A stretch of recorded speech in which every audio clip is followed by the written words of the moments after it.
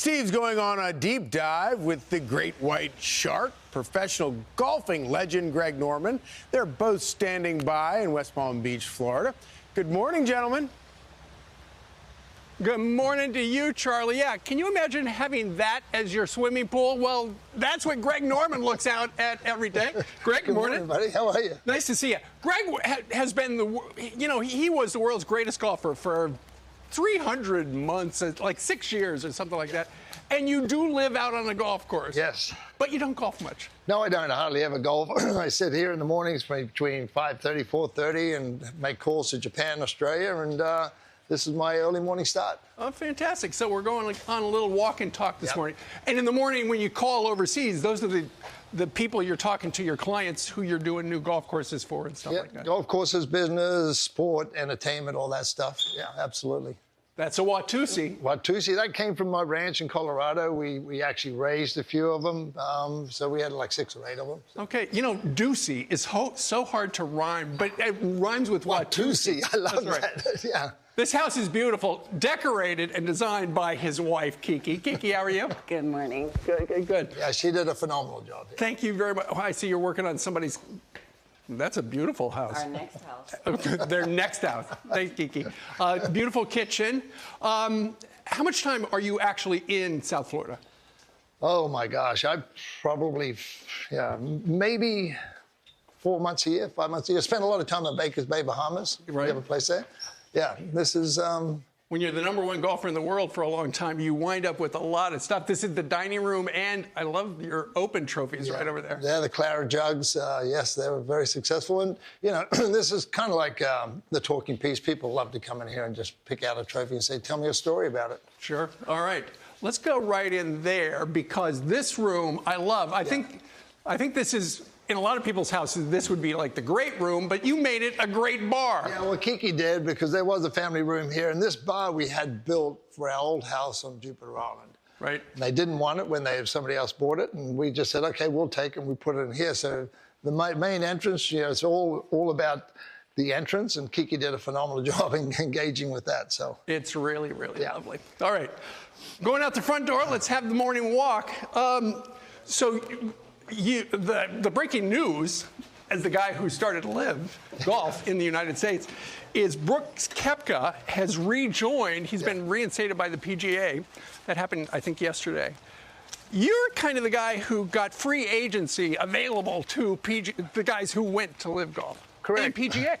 Yeah, look, Steve, that was my ultimate goal. We're independent contractors, right? So to me, to be a free agent, to be able to have a choice about where you wanted to go, how you wanted to go, where you wanted to play, I think it was really important for me because I was an international player. Yeah. Played on the PGA Tour, loved every minute of it.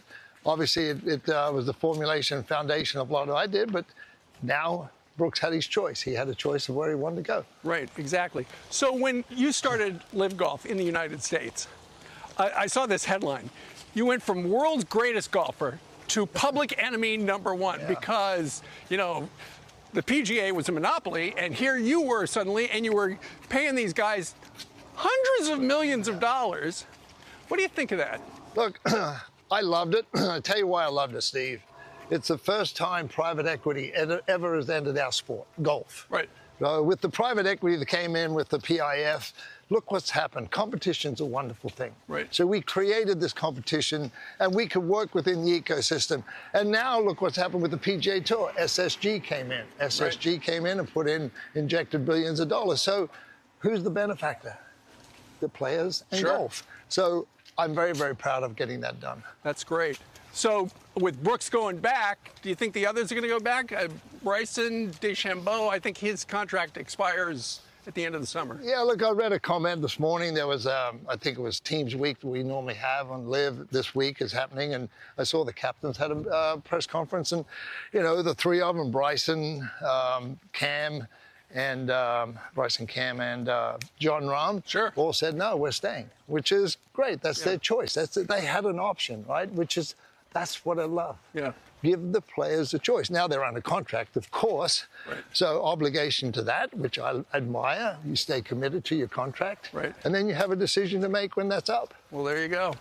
So you started that. You had a 4-year contract at the end. You stepped away, and you continue with your business, and that's why you're on the phone in the middle of the night here, talking to people in Japan and Australia. And you also have a text buddy. You talk to the current president of the United States a lot. You're both in the golf business. Yeah, we both are. Look, the president's organization company bought a couple of golf courses that I built, Boonbeg and in Carolinas. And so we've been friends for well before he was president of the United States. And, you know, we stay in touch when he's around and communicate every now and then. And I love it. And things happen around the world. Fortunately for me, in my business, I do speak to other leaders and get involved with other, heavy movers in the industry. And it's just fantastic that we have this really incredible friendship relationship. And I was talking to you last week when we set this up, and you were talking about the Venezuela thing. Yeah. You say, people shouldn't be surprised what he does because he ran on this stuff, and now he's just doing it. He's true to his word. And I've said this when he got in his first term. I've known quite a few presidents, and that's not bragging, but quite a few. But he's the first president I've actually spent time with that has true stars and stripes flowing through his blood.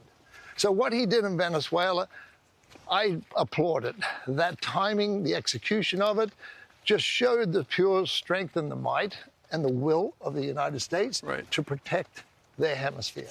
And they should protect their backyard. Sure, absolutely. Well, have you enjoyed your walk through your neighborhood? I have, actually. One of your neighbors was just outside taking a picture of us. I think she was watching. Okay, great to see you. Greg Norman, thank you very much. It's Shark Week, ladies and gentlemen, here on Fox & Friends. Back to you guys in the studio.